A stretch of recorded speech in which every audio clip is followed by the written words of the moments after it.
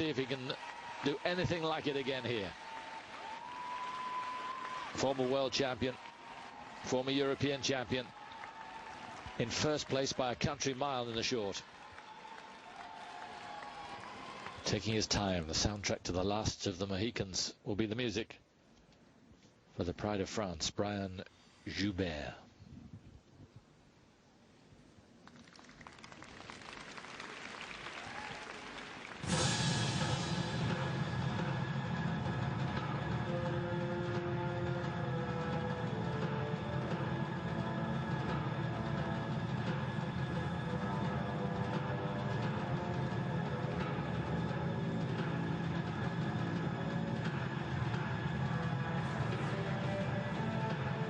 Joubert's quad will be the first. He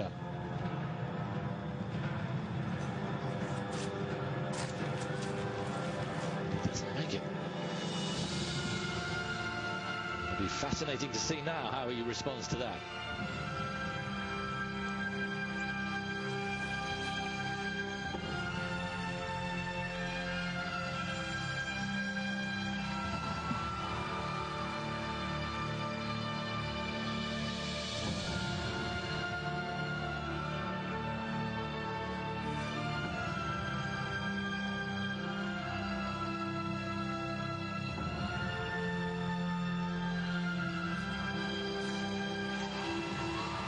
Responding well. Triple axel, triple toe loop.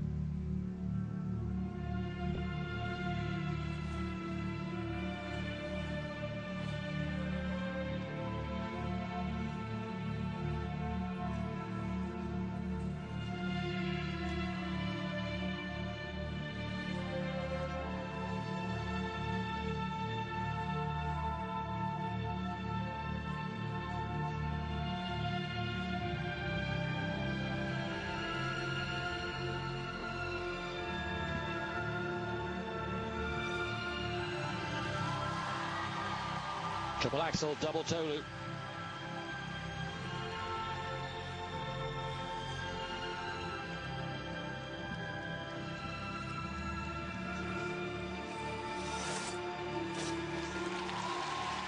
Silky smooth triple loop.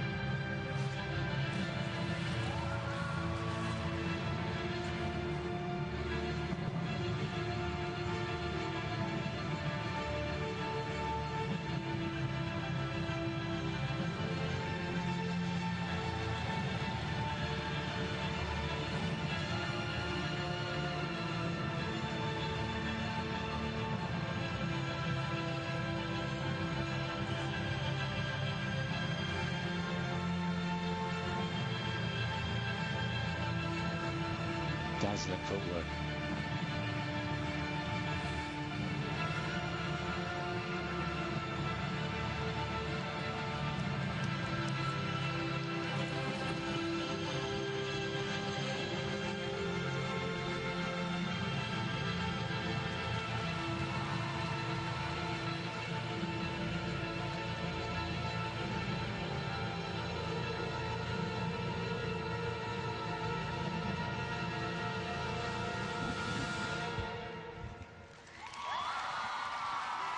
Superb.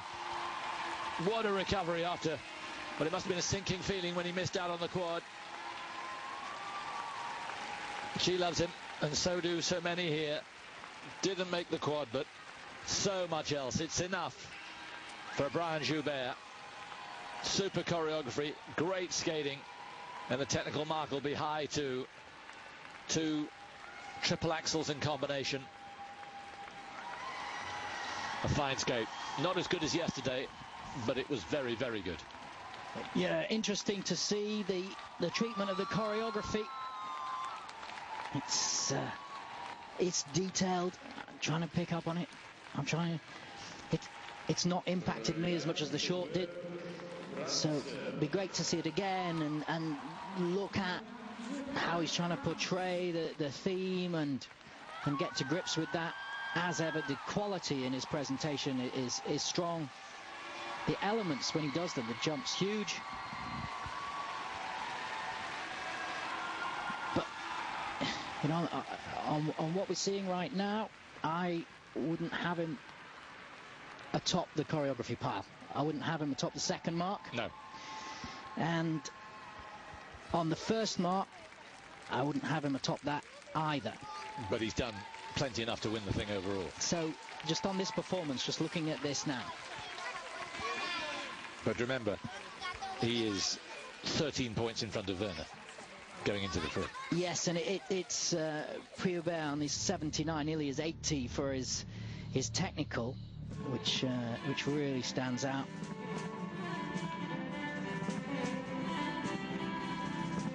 I think because of what happened yesterday, we were expecting something out of this world again, and I think we both feel slightly deflated because that didn't happen. Well, yeah, maybe, yes, maybe that's it. It's not quite capturing the excitement that we got in the short program, although the quality is, you know, of everything. You said it's silky smooth on the landing of the loop. It's just so much quality, and the judges looking at the grade of execution of every element. So when a landing is so smooth and just continuing on the running edge like that, and here's the step sequence, getting the upper body movement, defining each movement. The arms are working much better. The last step sequence to me wasn't as it was like something I'd seen before, whereas the circular step sequence wasn't. The circular step was new, and